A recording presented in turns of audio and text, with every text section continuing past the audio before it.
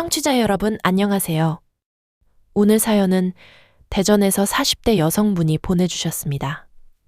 조금 길고 때론 마음 아픈 이야기지만 끝까지 들어주신다면 감사하겠습니다. 1화, 가난에서 일군 꿈. 저는 충남 천안의 작은 모텔에서 태어났습니다. 아버지는 25살에 남해 모텔 프런트 직원으로 시작하셨어요. 그때 어머니를 만나셨죠. 어머니는 그 모텔 청소부였습니다. 두 분은 새벽같이 일어나 밤늦게까지 일하시며 푼돈을 모으셨어요. 제가 태어났을 때 아버지는 31살, 드디어 작은 여인숙을 인수하셨다고 합니다. 기억나는 가장 오래된 풍경은 여인숙 계단에 앉아 숙제를 하던 모습이에요. 손님들이 드나들 때마다 고개 숙여 인사하던 아버지의 모습, 객실마다 돌아다니며 이불을 정리하시던 어머니의 뒷모습이 아직도 선합니다. 우리 집엔 늘 표백제와 세제 냄새가 났어요. 그 냄새가 싫었던 적도 있었지만 지금 생각하면 그게 우리 가족의 향기였던 것 같습니다. 오빠가 있었습니다. 저보다 3살 위였어요. 오빠는 태어날 때부터 심장이 약했습니다. 선천성 심장병이라고 했죠. 병원비 때문에 부모님은 더 악착같이 일하셨어요. 초등학교 5학년 겨울, 오빠는 학교에서 쓰러졌습니다. 구급차가 왔을 땐 이미 늦었어요. 11살이었습니다. 오빠가 떠난 후 우리 집은 한동안 말이 없었습니다. 아버지는 더 미친 듯이 일하셨고 어머니는 오빠 방을 그대로 두고 매일 그곳을 청소하셨어요. 저는 혼자 밥을 먹고 혼자 학교에 가고 혼자 울었습니다. 그때 깨달았어요. 슬픔은 나누면 줄어드는 게 아니라 각자 짊어지고 가는 것이라는 걸요. 고등학교 2학년 때 아버지가 천안역 근처에 작은 비즈니스 호텔을 오픈하셨습니다. 여인숙에서 모텔로, 모텔에서 호텔로, 20개 객실짜리 작은 호텔이었지만 아버지에게는 꿈의 실현이었어요. 개업식 날, 아버지는 처음으로 제 앞에서 우셨습니다. 오빠가 보고 싶다고, 오빠한테 이 모습 보여주고 싶다고 하시면서요. 저는 그때 결심했습니다. 호텔 경영학을 전공해서 아버지의 사업을 이어받겠다고요. 아버지는 반대하셨어요. 딸이 그렇게 고생할 필요 없다고, 좋은 남자 만나 행복하게 사는 게 꿈이라고 하셨죠. 하지만 저는 고집을 부렸습니다. 아버지가 혼자 일군 게 아니라 우리 가족이 함께 만든 거라고, 그니 제가 지킬 권리가 있다고 말씀드렸어요. 대학 4년 동안 저는 방학마다 호텔에서 일했습니다. 프런트도 하고, 객실 청소도 하고, 회계 업무도 배웠어요. 아버지는 한 푼 한 푼의 가치를 가르치셨습니다. 손님 한 분 한 분이 얼마나 소중한지, 신용이 얼마나 중요한지 일깨워 주셨죠. 아버지의 철학은 단순했습니다. 정직하게 일하고 욕심내지 않고 내 것과 남의 것을 구분하는 것. 그게 전부였습니다. 졸업할 무렵 아버지는 세종시에 2번째 호텔을 오픈하셨어요. 이번엔 80개 객실 규모였습니다. 은행 대출도 받으셨지만 그동안 모은 돈과 첫 번째 호텔의 수익으로 충분히 감당할 수 있는 규모였어요. 개업식 날 아버지는 제 손을 꼭 잡으시며 말씀하셨습니다. 이건 네 오빠 몫까지 포함된 거라고. 언젠가 내가 물려받을 거라고 하시면서요. 그때만 해도 저는 몰랐습니다. 행복이란 게 얼마나 쉽게 무너지는지, 가족이란 이름이 때로는 얼마나 잔인한 칼이 되는지를요. 그저 아버지가 자랑스러웠고 이 호텔들을 지키는 게 제 인생의 목표라고 생각했습니다. 26살, 저는 졸업 후 곧바로 세종호텔의 부지배인으로 일하기 시작했습니다. 손님 응대부터 직원 관리, 수익 분석까지 모든 걸 배웠어요. 아버지는 엄격한 상사였지만 퇴근 후엔 다정한 아빠였습니다. 가끔 둘이서 호텔 로비 소파에 앉아 커피를 마시며 이야기를 나누곤 했어요. 그때가 참 좋았습니다. 2화, 이상적인 가정의 탄생. 28살 봄, 저는 맞선을 보게 되었습니다. 어머니 친구 소개였어요. 상대는 31살의 회계사였습니다. 대전의 중견 회계법인에 다니고 있었고 성실하고 조용한 성격이라고 했죠. 처음 만났을 때 첫인상은 평범했어요. 키도 보통, 외모도 보통, 말투도 차분했습니다. 하지만 나쁘지 않았어요. 몇 차례 만남을 가지면서 그 사람의 장점이 보이기 시작했습니다. 약속 시간을 정확히 지켰고 제 말을 끝까지 들어주었으며 식사 후엔 항상 계산을 먼저 하려고 했어요. 무엇보다 제가 호텔 일을 한다고 했을 때 대단하다며 진심으로 존중해주는 게 느껴졌습니다. 요즘엔 드문 남자라고 생각했어요. 석 달 만에 우리는 결혼을 결심했습니다. 부모님도 만족스러워 하셨어요. 회계사라는 직업도 안정적이고 집안도 나쁘지 않아 보였으니까요. 예비 시부모님을 처음 만난 건 대전의 한 한정식 집에서였습니다. 시아버지는 곱창집을 운영하신다고 했어요. 대전에서 꽤 유명한 집이라고 하셨죠. 시어머니는 그 집을 같이 운영하셨어요. 첫 만남은 화기애애했습니다. 시아버지는 호탕하게 웃으시며 소주를 권하셨고 시어머니는 제 손을 잡으며 예쁘다고 칭찬해 주셨어요. 우리 아버지에 대해서도 물으셨는데 호텔을 2개나 운영하신다니 대단하시다며 부러워하는 것 같았습니다. 그때만 해도 그게 순수한 감탄인 줄 알았어요. 결혼 준비는 순조로웠습니다. 아버지가 세종시에 신혼집을 마련해 주셨어요. 호텔 근처 새 아파트 30평형이었습니다. 전세가 아닌 매매로요. 결혼 예물과 예단, 혼수까지 아버지가 넉넉하게 준비해 주셨습니다. 저는 그저 감사했고 예비신랑도 고마워했어요. 시댁에서도 만족스러워하는 게 느껴졌습니다. 시누이가 2 있었습니다.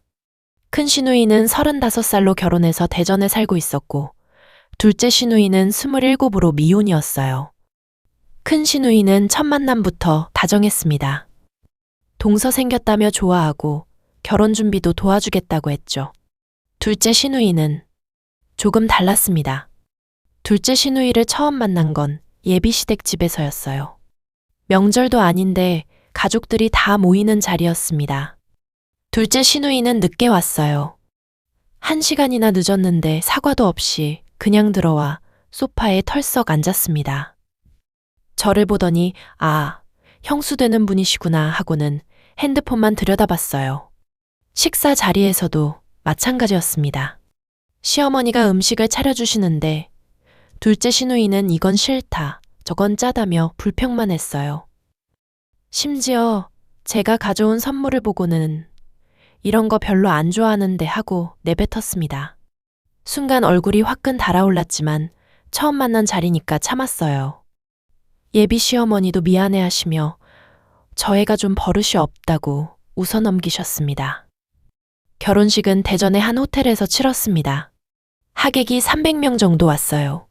저희 쪽이 조금 많았지만 시댁 쪽도 곱창집 단골 손님들이 많이 와주셨습니다. 식이 끝나고 패백을 드릴 때 시부모님은 계속 웃으셨어요. 큰돈 받는 것처럼 기뻐하시는 게 느껴졌습니다. 물론 그때는 그게 당연한 거라고 생각했죠. 신혼여행은 유럽으로 갔습니다. 이탈리아와 프랑스 2주 일정이었어요. 남편은 여행 내내 친절했습니다. 제가 가고 싶은 곳은 다 가주었고 사진도 많이 찍어주었어요. 로마의 트레비 분수 앞에서 남편이 제 손을 잡으며 말했습니다. 행복하게 해줄게. 우리 부모님도 잘 모시고. 저는 고개를 끄덕였어요. 그때는 그 말을 믿었습니다. 신혼집에 들어온 첫날, 모든 게 완벽해 보였습니다. 아버지가 장만해 주신 새 가구들, 깨끗한 이불, 주방 가전제품까지. 남편도 만족스러워했어요. 우리 장인어른 정말 대단하시다며 감탄했습니다.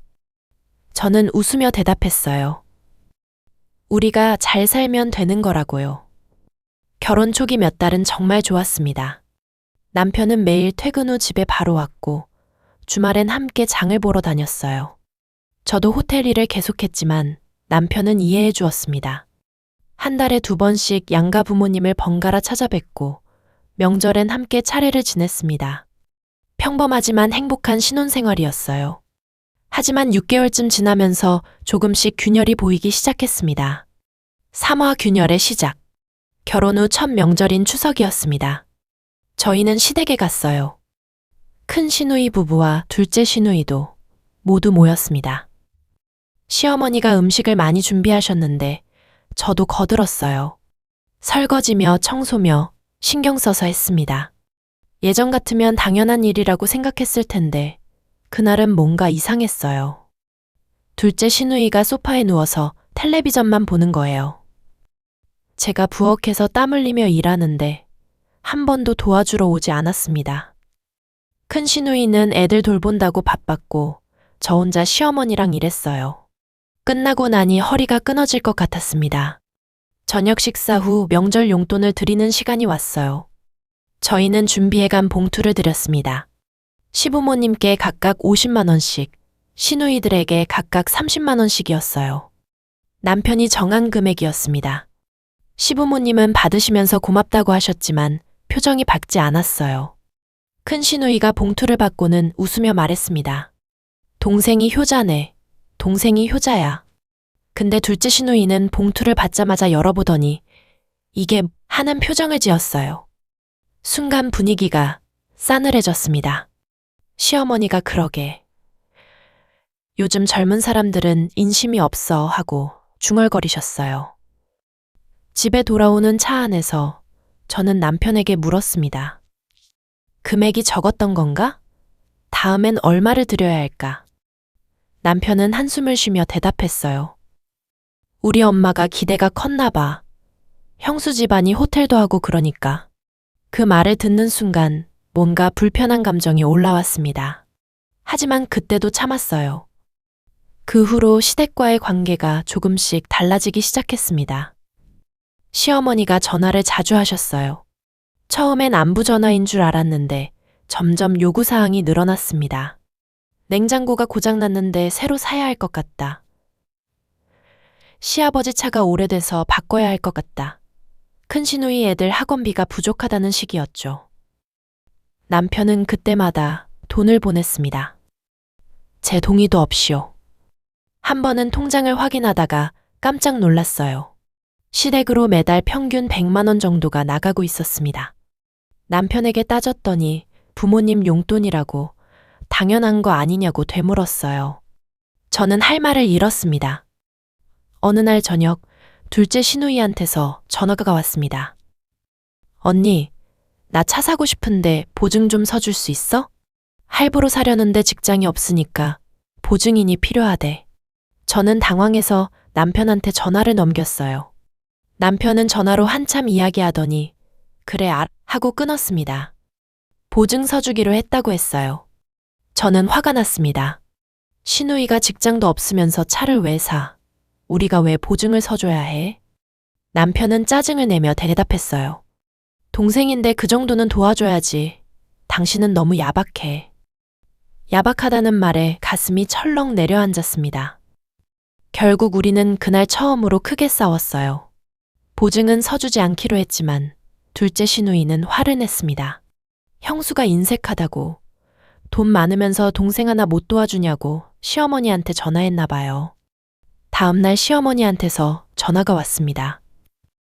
며느리가 형제간 우애를 갈라놓으면 안 된다고 좀 도와주지 그러냐고 하셨어요. 저는 입을 다물 수밖에 없었습니다. 그 일이 있고 난 후 남편이 변하기 시작했습니다. 퇴근 후 바로 집에 오지 않고 회식이 잦아졌어요. 주말에도 친구들 만난다며 자주 나갔습니다. 저와 대화하는 시간은 점점 줄어들었죠. 물어보면 피곤하다는 말만 반복했어요. 결혼 1년이 되던 해 설날이었습니다.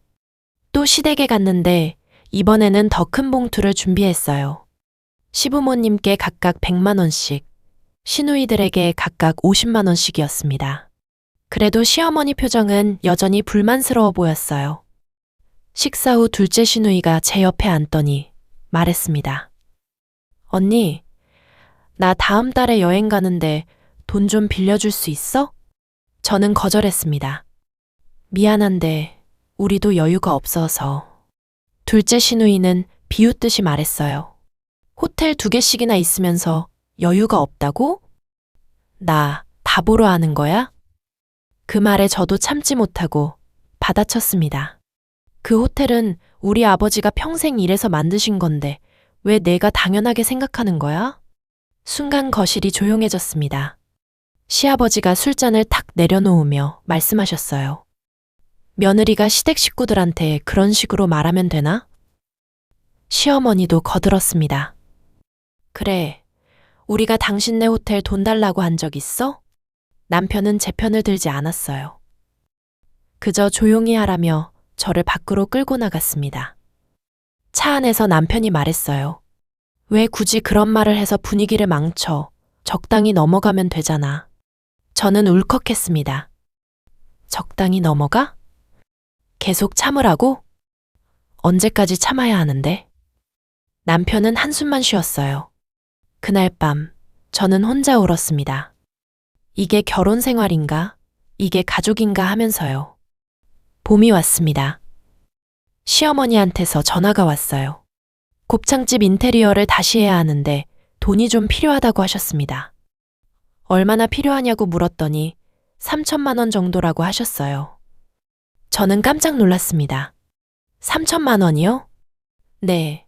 매출도 떨어지고 그러니까 새 단장을 해야 할 것 같다고 하셨죠? 남편이 퇴근하자마자 저는 따졌습니다. 3천만 원을 어떻게 내줘? 우리한테 그런 여유 있어? 남편은 태연하게 대답했어요. 당신 호텔 수익으로 좀 보태주면 되잖아. 저는 기가 막혔습니다. 그건 우리 아버지 호텔이야. 내 돈이 아니라고. 남편이 비웃었어요. 결국 당신 거 될 건데 뭐가 달라? 싸움은 점점 격해졌습니다. 저는 절대 안 된다고 했고 남편은 인정머리 없다고 했어요. 결국 남편은 혼자 결정했습니다. 시어머니한테 2천만 원을 송금한 거예요. 자기 카드론으로요. 통장 정리를 하다가 알게 되었는데 저는 그 순간 무너지는 기분이었습니다. 남편에게 물었습니다. 이걸 어떻게 갚을 건데? 이자만 얼마인데? 남편은 걱정하지 말라고 자기가 알아서 한다고 했어요. 하지만 매달 이자만 50만 원이 넘게 나갔습니다. 우리 생활비가 점점 빠듯해졌어요. 제가 아껴 쓴 돈도 제 월급도 모두 시댁으로 흘러갔습니다. 여름이 되자 더 큰 일이 벌어졌습니다. 어느 날 집에 왔더니 시어머니가 거실에 앉아 계셨어요. 깜짝 놀라서 어떻게 오셨냐고 물었더니 며칠 쉬러 왔다고 하셨습니다. 남편이 허락했다고요. 제 동의도 없이요. 시어머니는 일주일을 머물렀습니다. 그 일주일 동안 저는 출근 전에 아침을 차려야 했고 퇴근 후에는 저녁을 준비해야 했어요. 시어머니는 제 집을 구석구석 살펴보셨습니다. 이건 얼마 주고 샀냐? 저건 비싼 것 같다며 하나하나 물어보셨어요. 심지어 제 방까지 들어와서 옷장을 열어보셨습니다. 며느리가 명품 옷이 많네. 돈을 이런 데 쓰니까 시댁 도와줄 여유가 없지. 하는 말씀을 하셨어요. 저는 참을 수가 없었습니다.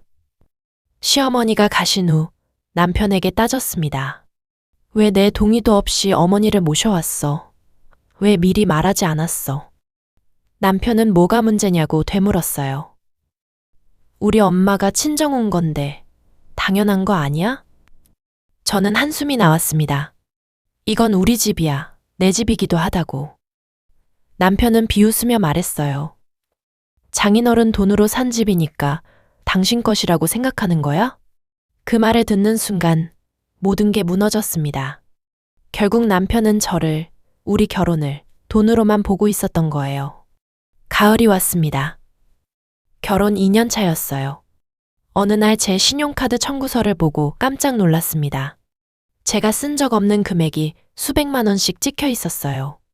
카드사에 전화했더니 추가 카드가 발급되어 있다고 했습니다. 누가 신청했냐고 물으니 배우자 명의로 신청됐다고 하더군요. 남편을 추궁했습니다. 남편은 미안하다고, 엄마가 급한 일이 있어서 잠깐 빌려달라고 해서 그랬다고 했어요. 왜 내 허락도 안 받고? 물으니 말하면 또 싸울까봐 그랬다고 하더군요. 저는 카드를 당장 정지시켰습니다. 그리고 말했어요. 다시는 이러지 마. 이건 명백한 사기야. 하지만 얼마 안 가서 또 다른 일이 터졌습니다. 이번엔 시아버지 차 문제였어요. 시아버지가 새 차를 사셨는데 명의가 남편으로 되어 있었습니다. 2,500만 원짜리 SUV였어요. 할부로 구매한 건데 남편이 보증을 선 게 아니라 아예 명의를 빌려준 거였어요. 매달 할부금 60만 원이 우리 계좌에서 빠져나갔습니다. 저는 폭발했습니다. 이게 뭐야? 이게 대체 뭐냐고. 남편은 아버지 차가 너무 낡아서 위험했다고 효도하는 거라고 변명했어요. 저는 소리쳤습니다. 효도는 네 능력 범위 안에서 하는 거야. 우리 생활비도 빠듯한데 매달 60만 원을 어떻게 내? 남편은 그럼 당신 호텔 돈 좀 쓰면 안 되냐고 소리쳤어요. 그날 밤, 저는 심각하게 고민했습니다. 이혼을 해야 하나? 아니면 참고 살아야 하나? 하지만 아버지 생각이 났어요. 아버지는 평생 정직하게 사셨고 남의 것을 탐내지 말라고 가르치셨습니다. 저는 이 결혼을, 이 가족을 지켜야 한다고 생각했어요. 조금만 더 노력하면 나아지겠지 하고 믿었습니다.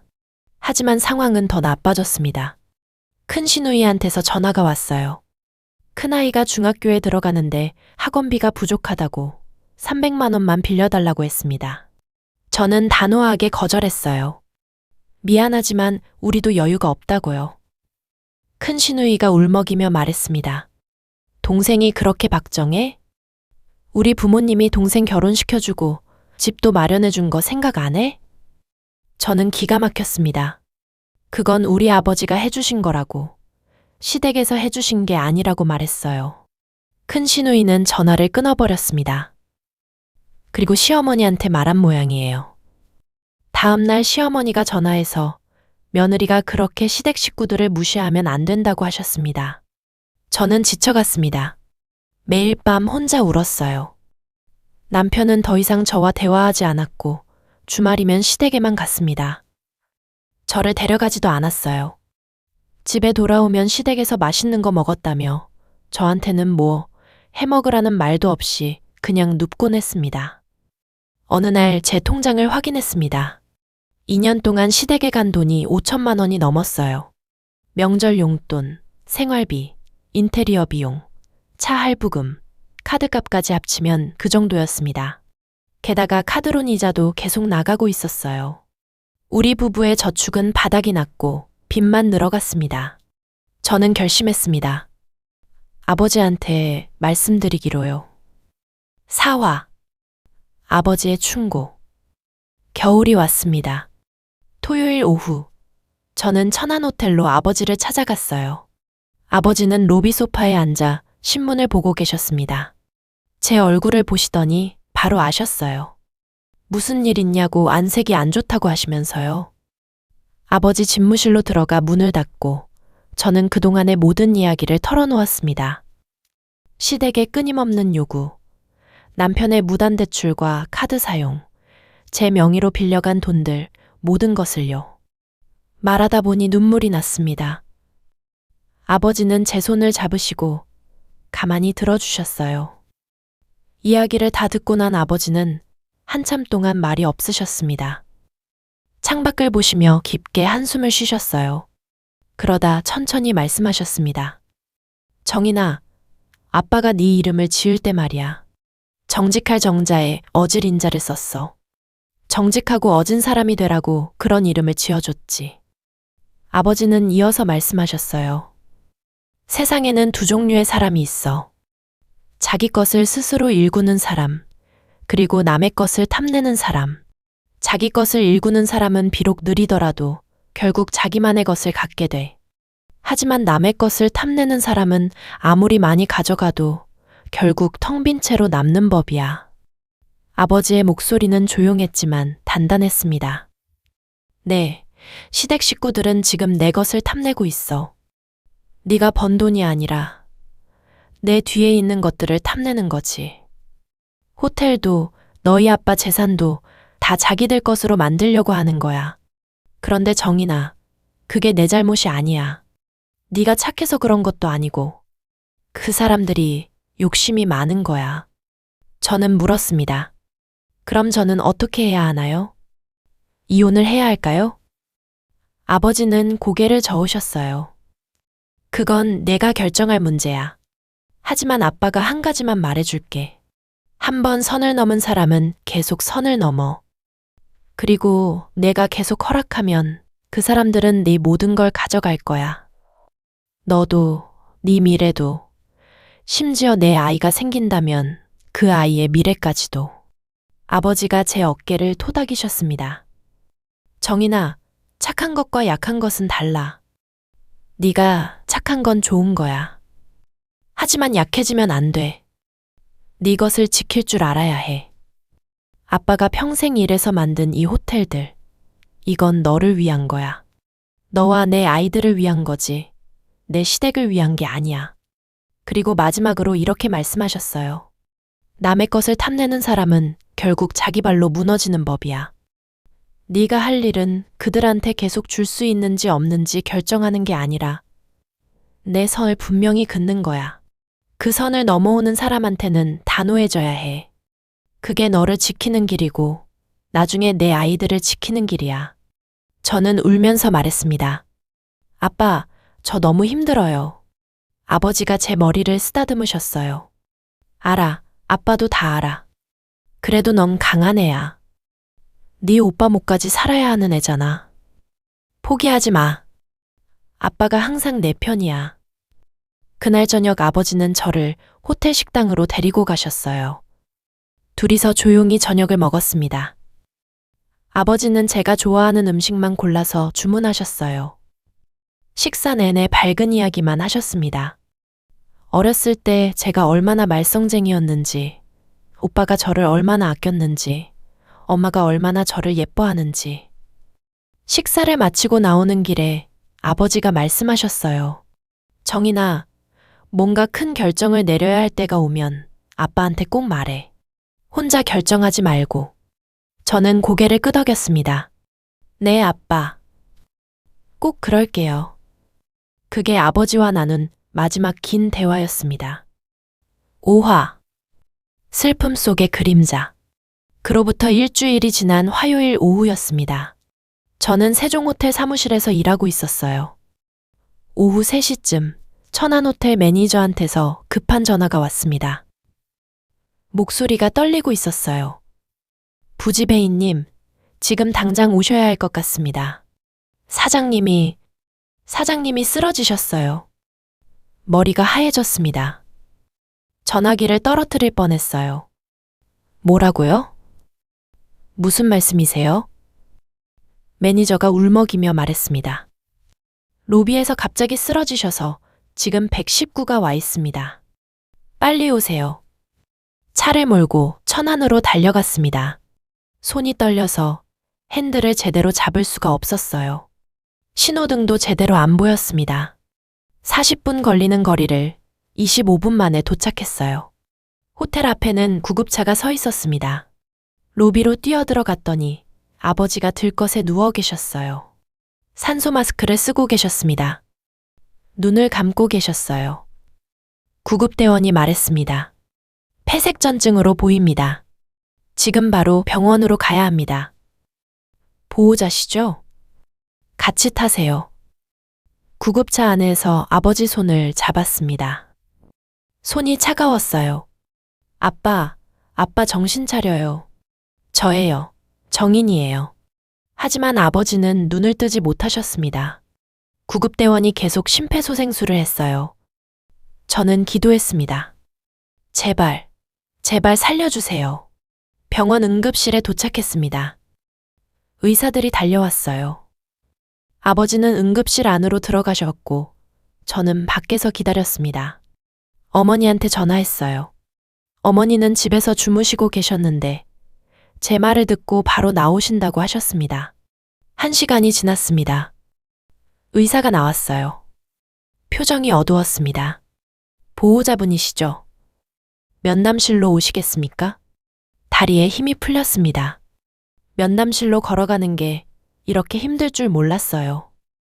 의사가 말했습니다.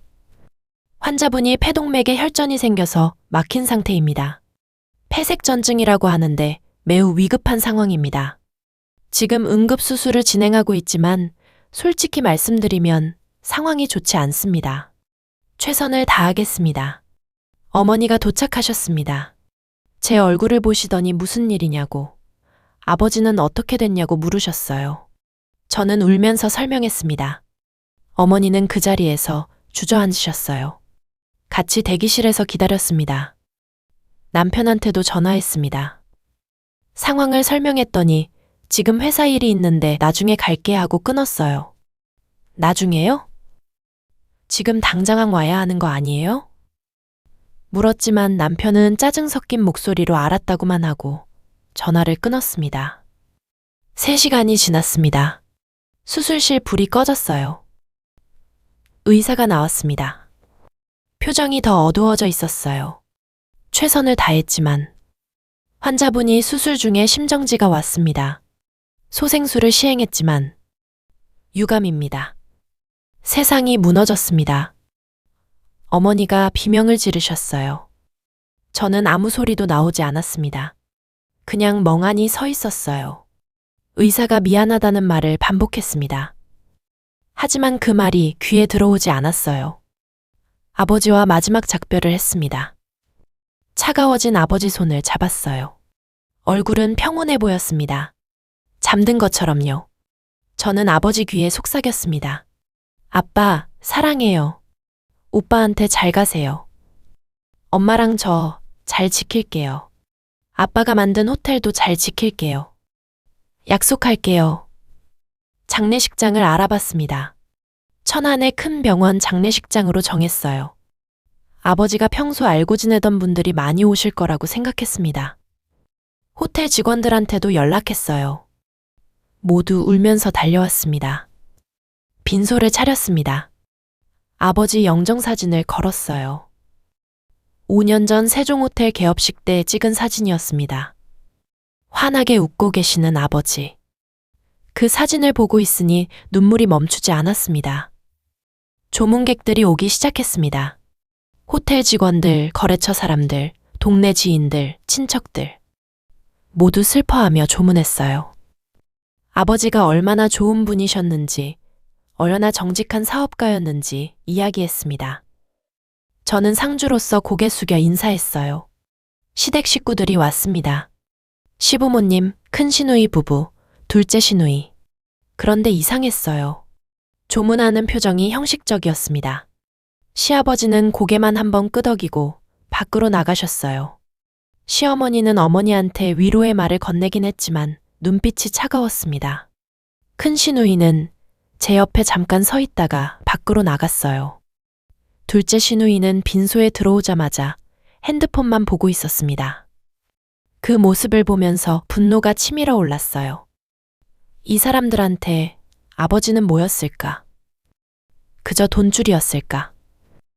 남편은 회사 일 마치고 밤 10시쯤 왔습니다. 아버지 영정 앞에 절을 하고 제 옆에 앉았어요. 미안해. 회사에서 급한 일이 있어서 하고 작게 말했습니다. 저는 대답하지 않았어요.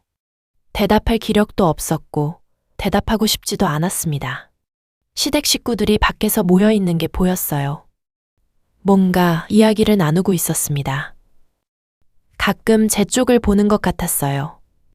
불안한 느낌이 들었지만 아버지 장례를 치르는 게 급선무였습니다. 밤이 깊었습니다. 조문객들이 줄어들고 빈소는 조용해졌어요. 어머니는 피곤해 지쳐 옆방에서 잠시 눈을 붙이셨습니다. 저는 아버지 영정 앞에 앉아 있었어요.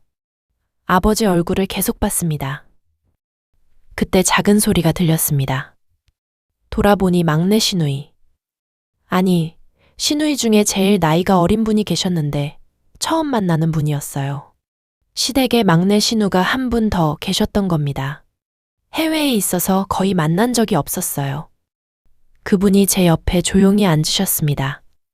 언니, 괜찮으세요? 라고 물으셨어요. 목소리가 따뜻했습니다. 저는 고개를 끄덕였어요. 그분이 말했습니다. 저는 민지예요. 언니 결혼식 때 못 갔었어요. 그때 미국에 있었거든요. 이번에 급히 들어왔어요. 민지 씨가 이어서 말했습니다. 언니, 힘내세요. 장인어른 정말 좋은 분이셨던 것 같아요. 영정사진만 봐도 따뜻한 분이셨던 게 느껴져요. 그 말에 눈물이 또 났습니다.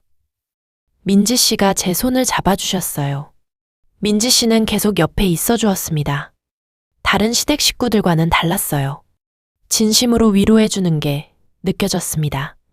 언니, 이럴 때일수록 정신 차려야 돼요. 많이 힘드시겠지만 언니가 지켜야 할 것들이 있잖아요. 저희라도 언니 편이에요. 그렇게 말해주셨습니다. 그날 밤 민지 씨 덕분에 조금 위안을 받았습니다.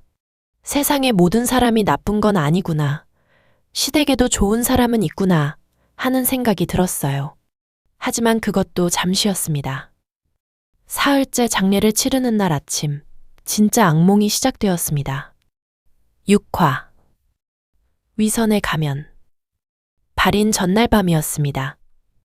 어머니와 저는 아버지가 남기신 서류들을 정리하고 있었어요. 호텔 관련 서류, 통장, 인감증명서 등을 챙겨야 했습니다. 아버지 서재에는 큰 금고가 있었는데 어머니가 비밀번호를 아셨어요. 금고를 열었습니다. 안에는 중요한 서류들이 가지런히 정리되어 있었어요.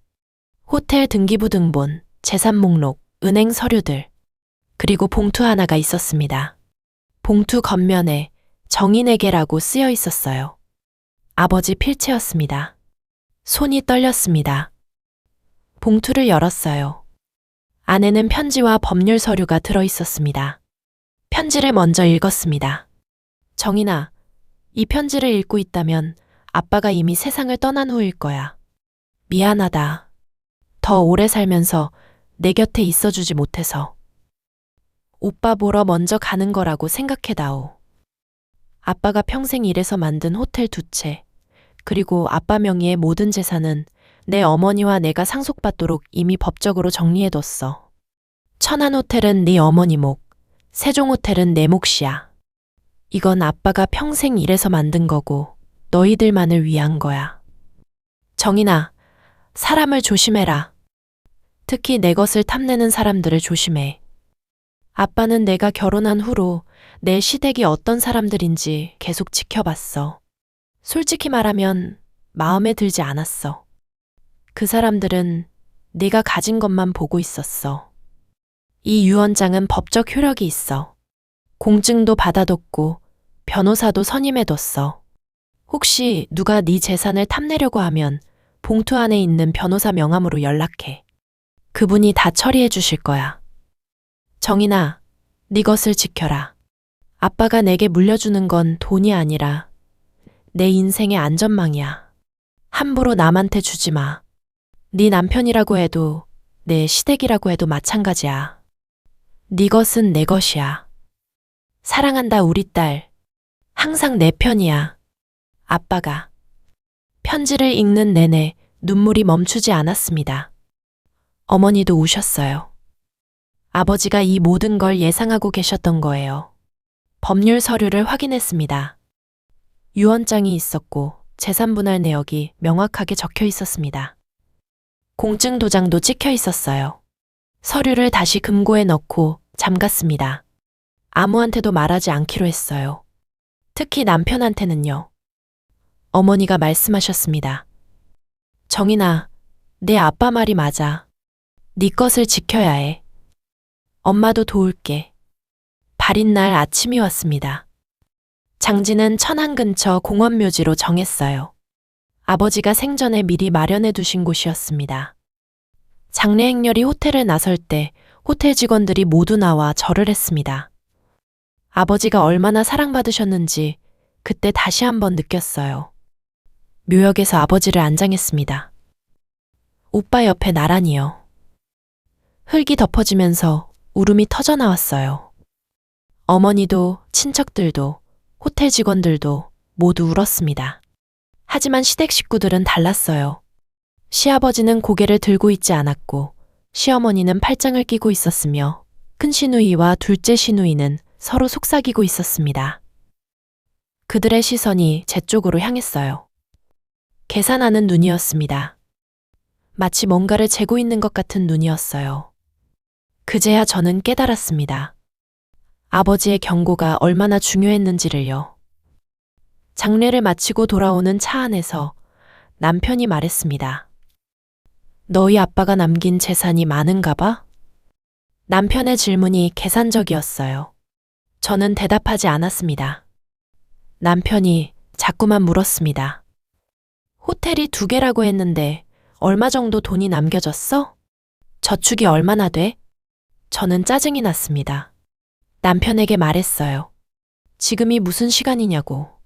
아버지 보낸 지 하루도 안 되지 않았냐고. 남편은 그게 뭐 하는 말이냐고 되물었어요.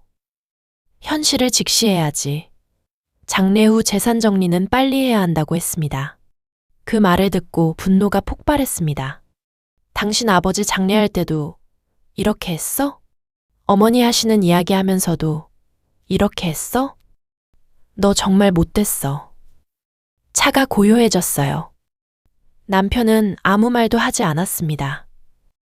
집에 돌아오자마자 시어머니한테서 전화가 왔습니다.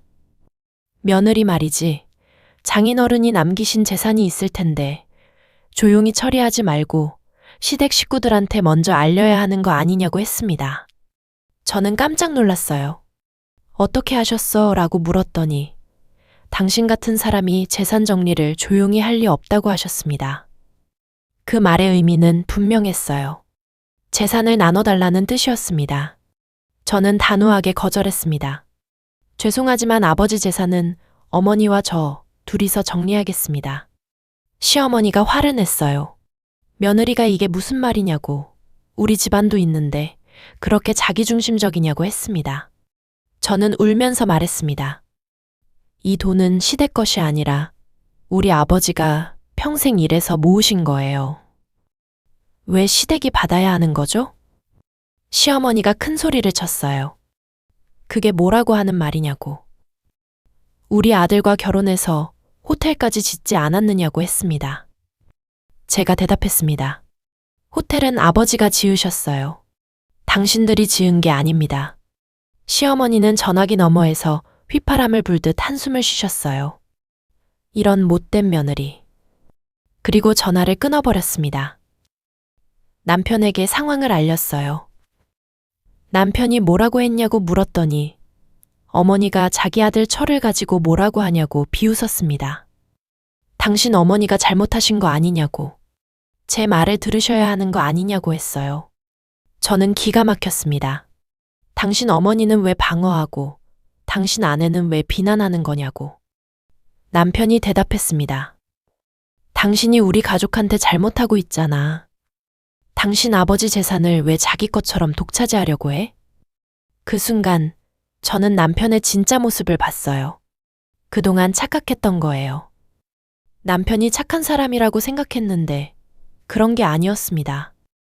남편도 시댁도 모두 제 것을 탐하는 사람들이었던 거예요. 남편에게 분명히 말했습니다.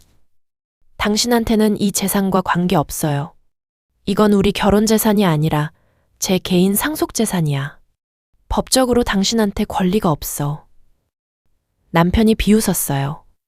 법이 뭐 하는 건데 부부가 법 가지고 싸워? 당신이 뭐 생각하는 거야? 저는 냉정하게 대답했습니다. 저 생각이 정확해요. 우리 부부가 갈라지는 순간 이건 제 것이고 당신 것은 당신 것이야. 그 말을 하고 나서 남편의 얼굴을 봤어요. 시계를 보는 눈이었습니다. 아내가 아니라 재산을 보는 눈이었어요. 그날 밤 저는 결정했습니다. 이 결혼은 이미 끝났다고. 남편은 그저 아버지 재산을 노리던 사람일 뿐이었어요. 다음 날, 저는 변호사를 찾아갔습니다. 아버지가 소개해 주신 변호사 선생님을 만났어요. 신분증과 아버지 유언장을 보여드렸습니다. 변호사는 친절하게 설명해 주셨습니다.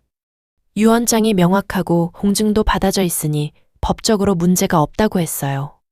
제 개인 재산은 혼인 중이라도 보호된다고 하셨습니다. 변호사가 말했습니다. 혹시 가족이나 배우자가 이 재산에 대해 시비를 걸 가능성이 있으신가요? 저는 고개를 끄덕였어요.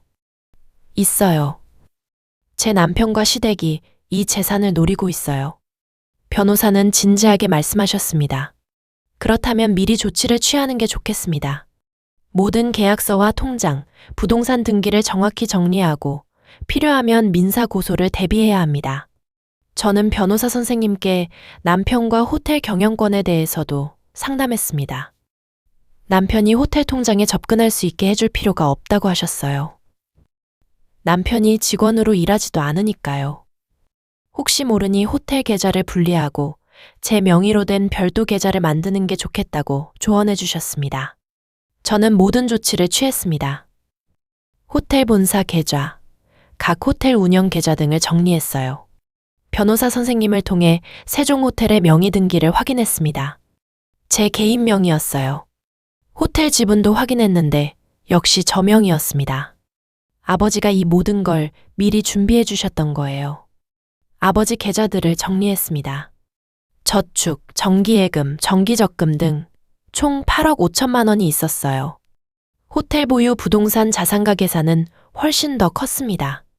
천안호텔 건물과 토지, 세종호텔 건물과 토지, 그리고 시설들까지 합치면 총 40억대였어요. 아버지는 평생 이렇게 일하셨구나, 라는 생각이 들었습니다. 그 모든 것을 여자 혼자 지켜야 한다는 책임감도 느껴졌지만 동시에 아버지에 대한 감사함이 밀려왔어요. 법률 조치를 마친 후 저는 집으로 돌아갔습니다. 남편은 소파에 누워 있었어요. 텔레비전을 보고 있었습니다. 저는 남편에게 말했습니다. 남편의 면전에서. 당신을 이해하고 싶었어요. 처음에는 당신이 단지 시댁 때문에 힘든 건 줄 알았어. 당신이 착한 마음을 잘못 표현하는 거라고 생각했어. 하지만 아빠가 돌아가신 후로 당신의 진짜 모습을 봤어. 당신은 처음부터 저를 사람으로 본 게 아니라 돈줄로만 본 거예요. 남편이 일어나 앉았습니다. 뭐라고 하는 거야? 라고 했어요. 저는 계속했습니다. 아버지 재산이 얼마인지 물었던 그 순간부터 당신 진짜 모습이 드러났어. 그리고 당신 어머니와 형제들도 마찬가지야. 우리 집안을 보면서 돈 냄새를 맡은 거야. 그게 다예요. 남편이 화를 냈습니다. 당신이 뭐라고 그렇게 생각해? 당신 아버지 재산은 당신 개인 재산이 맞지만 우리는 부부잖아. 함께 살아가는 사람들이잖아. 남편이 오르락거리는 목소리로 말했어요. 저는 침착하게 대답했습니다. 맞아요. 그래서 저도 당신을 믿고 싶었어.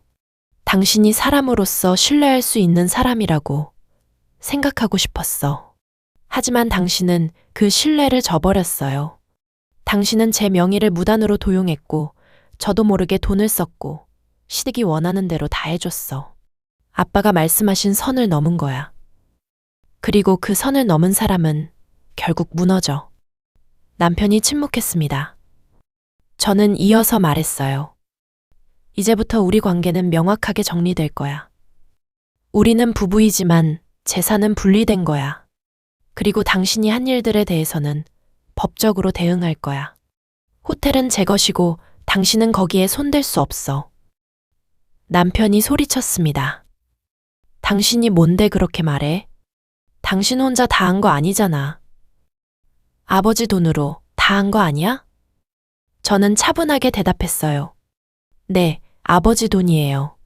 그래서 아버지 것이고 지금은 저의 것이야. 당신의 것은 절대 아니야.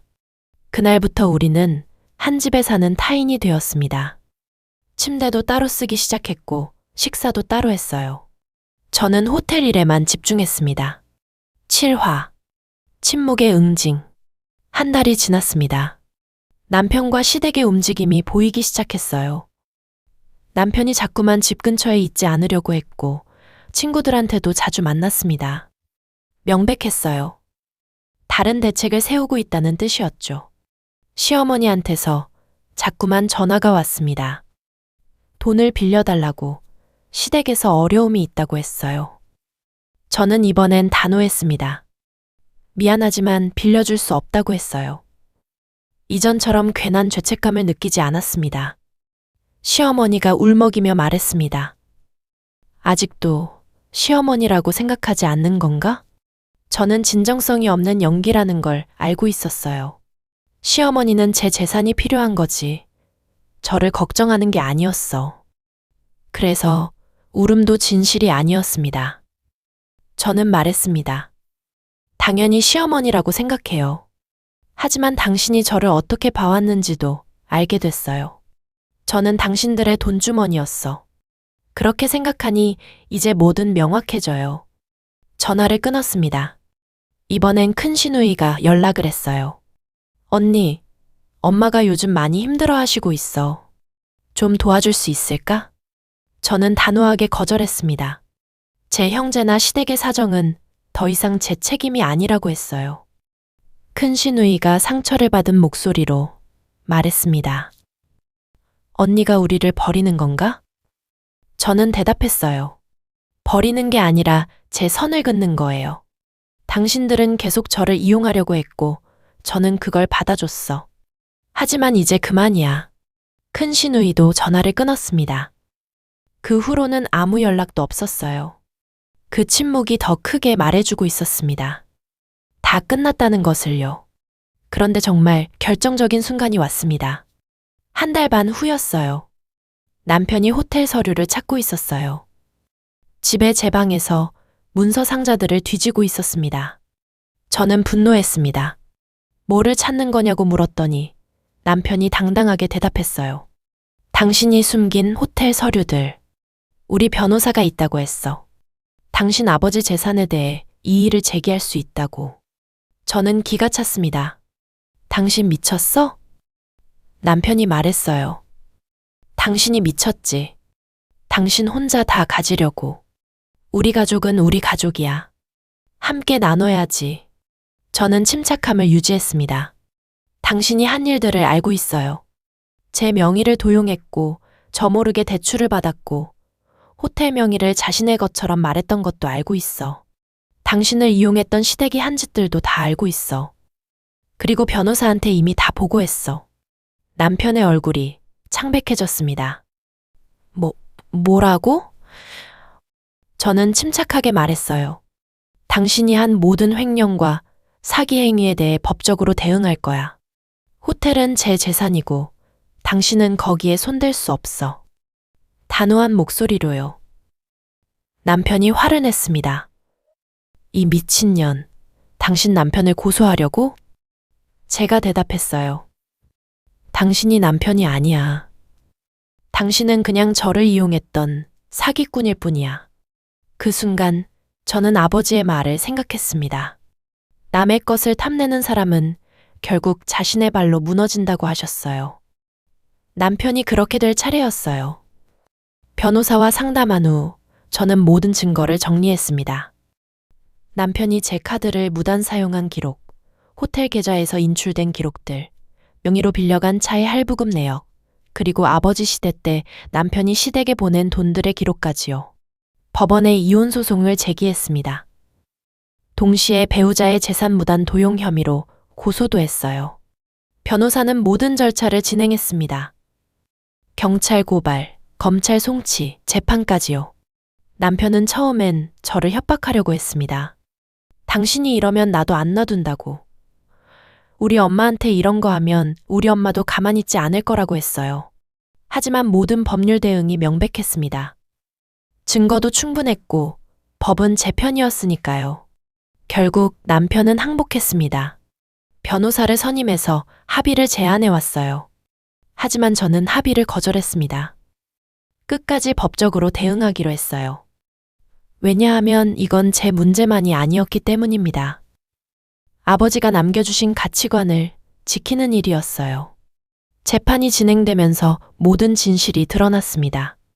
남편의 횡령 기록, 시댁의 조직적인 돈 이동 추적, 카드 남용 기록들. 검사는 남편이 명백한 사기 범죄를 저질렀다고 판단했어요. 기소가 진행됐습니다. 시아버지도 수사 대상이 됐습니다. 남편이 사준 차의 명예 도용 혐의로요. 시어머니는 카드 부정 사용 혐의로 조사를 받았습니다. 둘째, 시누이의 차 할부금 문제도 드러났어요.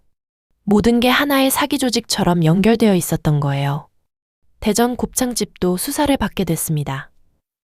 그 돈이 어디서 나온 돈이고 언제부터 시작된 거고 누가 주도했는지 모두 드러났어요. 검사는 명백한 조직적 사기라고 판단했습니다. 재판부는 남편에게 징역형을 선고했습니다. 3년의 실형이었어요. 배우자 재산 횡령, 명의 도용, 사기죄로요. 시아버지는 2년의 징역형, 시어머니는 1년의 징역형을 받았습니다. 둘째 시누이는 차 할부금 사기로 기소됐어요. 저는 이혼 소송에서도 승리했습니다. 제 개인 재산은 보호받았고 남편이 빌려간 모든 돈의 반환을 명령받았어요. 물론 남편은 돈이 없으니 갚을 수 없었지만 법원은 명백하게 제 입장을 인정했습니다. 모든 게 끝났을 때 저는 아버지 묘소를 찾아갔습니다. 홀로 산책로를 걸어 아버지 앞에 섰어요. 아버지께 말씀드렸습니다. 아빠, 다 정리했어. 당신이 만든 호텔들, 당신이 남겨주신 유산들 다 지켜낼 거야. 약속했던 대로요. 바람이 아버지 묘비를 스쳤습니다. 마치 아버지가 대답하시는 것 같았어요. 8화. 정의의 마침표. 시간이 흘렀습니다. 2년이 지났어요. 호텔은 더욱 번창했습니다. 어머니를 비롯해 신뢰할 수 있는 직원들과 함께 두 호텔을 잘 운영했거든요. 고객 만족도도 높아졌고 입소문도 났습니다. 아버지의 정직한 경영 철학이 빛을 발한 거예요. 저는 호텔 경영뿐만 아니라 사업 다각화도 준비했습니다. 제3호 호텔 오픈을 계획 중이었어요. 성남시에 새로운 비즈니스 호텔을 지을 예정이었습니다. 아버지의 꿈을 이어받아 확장하고 있었어요.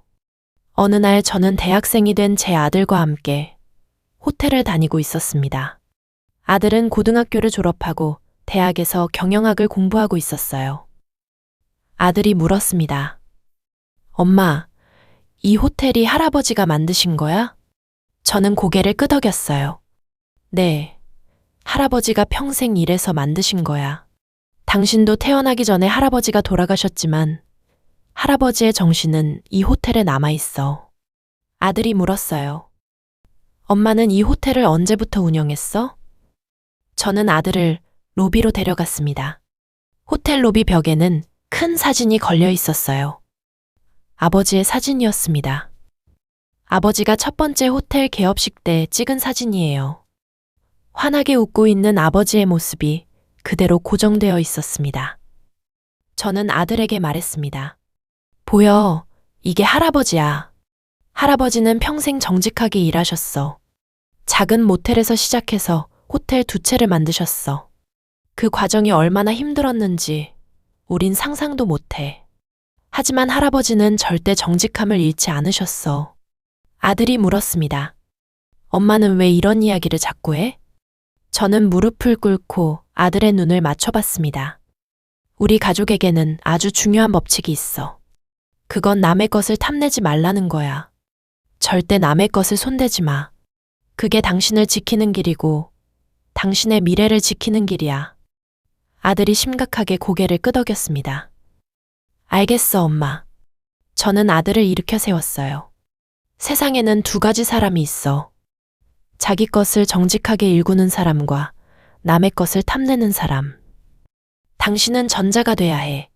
자기가 원하는 것을 얻기 위해 정직하게 노력하고 자기 것을 당당하게 지키고 남의 것은 절대 손대지 마. 그게 우리 가족의 법칙이야. 아들이 물었습니다. 그런데 엄마, 할아버지는 잘하셨어? 저는 잠시 침묵했어요. 할아버지는 평생 그렇게 사셨어. 지금도 우리 마음속에 살아계셔. 그리고 우리는 할아버지의 뜻을 이어받아 살아가고 있어. 아들이 다시 물었습니다. 엄마는 힘들지 않았어? 저는 웃음이 나왔어요. 물론 힘들었지. 정말 많이 힘들었어. 하지만 내가 지켜낸 것들, 내가 지킬 수 있다는 것을 안 순간의 그 느낌, 그게 있었기에 견딜 수 있었어. 호텔 로비에서 아버지 사진을 바라보며 저는 생각했습니다. 정말 긴 여정이었어요. 가난한 시작에서 호텔까지, 행복한 가정에서 배신까지, 그리고 마침내 내가 지켜낸 것들까지요. 아버지가 남겨주신 건 돈이 아니었습니다. 정직함이었어요. 자신의 것을 지킬 줄 아는 강함이었고 약함과 착함을 구분할 수 있는 지혜였습니다. 남편은 결국 아버지의 말이 맞았다는 걸 입증했어요. 남의 것을 탐내는 사람은 결국 자기 발로 무너진다는 걸 말이에요. 남편은 지금 감옥에 있고 시댁은 산산조각이 났습니다.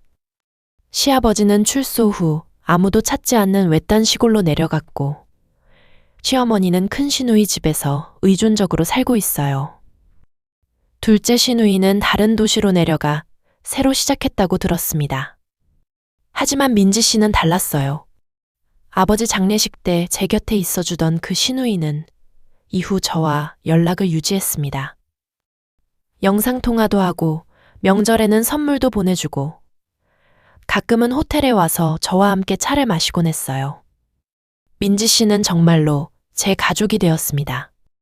민지 씨가 어느 날 말했습니다. 언니 미안해. 우리 가족이 언니한테 그렇게 했는데. 저는 그의 손을 잡았어요. 당신 때문이 아니야. 당신은 다른 사람이야. 언제나 진심이었어. 시간이 더 흘렀습니다. 아들이 대학 2학년이 되었어요. 아들은 방학마다 호텔에 와서 인턴 경험을 했습니다. 프런트에서도 일하고 객실 관리도 배우고 회계 업무도 공부했어요. 정확히 제가 했던 것처럼요. 제3호 호텔이 완공되었습니다. 성남시 분당구에 지은 팜프레지던셜 호텔이었어요. 8층 규모의 96개 객실을 갖춘 모던한 호텔이었습니다. 개업식 날 아들이 제 옆에 섰습니다. 어머니도 오셨고 호텔 직원들도 모두 함께 했어요. 저는 개업식에서 인사말을 했습니다. 이 호텔은 제 아버지의 정신을 바탕으로 만들어졌습니다. 정직함, 성실함, 그리고 고객을 존중하는 마음. 이 세 가지 가치를 바탕으로 앞으로도 최고의 서비스를 제공하겠습니다. 그리고 이 호텔이 지속되는 한 우리 가족의 법칙은 영원히 지켜질 것입니다. 아버지의 호텔과는 다른 스타일이었지만 같은 철학을 담고 있었어요. 고객 만족도, 직원 대우, 그리고 정직한 경영. 모두 아버지가 가르쳐 주신 것들이었습니다. 어느 날 밤, 저는 혼자 천안 호텔을 방문했습니다. 처음 호텔을 오픈했을 때의 기억을 되살리기 위해서였어요. 로비는 여전히 똑같았습니다. 제가 어렸을 때와 같은 배치, 같은 분위기, 같은 따뜻함이 있었어요. 아버지가 개업식 날 말씀하셨던 것 같습니다. 이 호텔은 우리 가족의 꿈이야. 너희를 위한 꿈이고 너희 미래를 위한 꿈이야. 그 말이 이제 와닿았어요. 세월이 더 지났습니다. 아들이 대학교를 졸업했어요. 아들은 저 대신 호텔 경영학과 경영대학원까지 진학했습니다. 본격적으로 사업을 이어받을 준비를 하고 있었어요. 제 또 다른 친구 같은 민지 씨는 지금 어디서 뭘 하고 있을까요? 지난 겨울 저와 함께한 마지막 통화에서 민지 씨는 말했습니다. 언니, 알아? 당신 때문에 많은 걸 배웠어. 남의 것을 탐내지 말아야 한다는 것, 정직이 얼마나 소중한지, 그리고 자기 것을 지키는 것이 얼마나 중요한지 말이야. 저는 그 말을 들으며 울었습니다. 지금 저는 호텔 3개를 운영하고 있어요. 각 호텔마다 직원도 많고 고객도 많습니다. 호텔뿐만 아니라 식음료 브랜드, 부동산 사업도 하고 있어요. 모두 정직하게, 모두 투명하게, 모두 고객을 존중하며 하고 있습니다. 아버지가 남겨주신 가치관이 있었기에 제가 할 수 있었던 것들입니다. 만약 아버지의 유언장이 없었다면, 만약 제가 법적으로 대응하지 않았다면, 만약 제 것을 지키려고 하지 않았다면 어땠을까요? 아마도 제 호텔들도 없었을 거고, 제 꿈도 없었을 거예요. 어제 아들이 저한테 말했습니다. 엄마, 난 호텔 경영자가 되고 싶어. 그리고 할아버지처럼 정직하게 일하고 싶어. 언젠가 내 자식들한테도 할아버지의 법칙을 가르쳐 주고 싶어. 저는 아들을 안았어요. 그래, 그렇게 되다오. 할아버지가 들으면 정말 기뻐하실 거야. 오늘도 저는 천안 호텔 로비를 거닐며 아버지 사진을 봅니다. 사진 속 아버지는 여전히 환하게 웃고 계세요. 마치 이 모든 걸 알고 계신 것처럼요. 남의 것을 탐내는 사람은 결국 자기 발로 무너집니다. 정직하게 일한 사람만이 평생의 것을 지킵니다. 이건 제가 배운 가장 큰 진리예요. 이 법칙은 저한테서 아들한테로, 아들의 자식한테로 이어질 거예요. 가난에서 일군 꿈, 그것이 저의 이야기입니다. 아버지는 가난에서 시작했지만 정직함으로 꿈을 일궜어요. 저는 그 꿈을 이어받아 더 큰 꿈을 꾸고 있습니다. 그리고 우리 가족의 법칙을 지키면서요. 모든 게 끝이 아니라 새로운 시작이었습니다. 아버지가 남겨주신 것들이 계속 이어지는 한 우리 가족의 이야기는 영원히 계속될 거예요. 정직함이 무너지지 않는 한 우리의 꿈도 무너지지 않을 것입니다. 그렇게 세대에서 세대로 이어지면서 말이에요. 이것이 제 이야기입니다. 가난에서 시작해 호텔을 일군 아버지의 이야기이자 그 아버지의 꿈을 지켜낸 저의 이야기이고 앞으로 그 꿈을 이어받을 아들의 이야기입니다. 정직함 하나로 일군 가족의 역사, 정직함 하나로 지킨 가족의 자산, 그리고 정직함 하나로 계속될 가족의 미래입니다. 감사합니다.